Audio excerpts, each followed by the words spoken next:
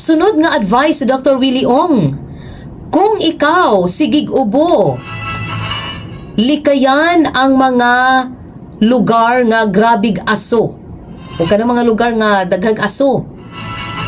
Pwedeng musakay og mga di aircon nga mga buses or jeepneys.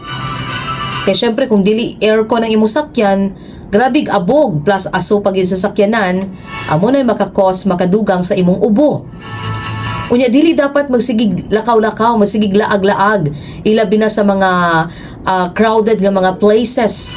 Unya likayan ang mga tao nga gapanigarilyo. Mao ni siya.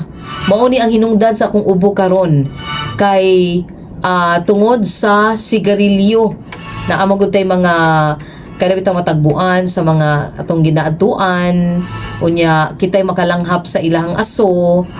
So muni karon ang hinungdan ni ini.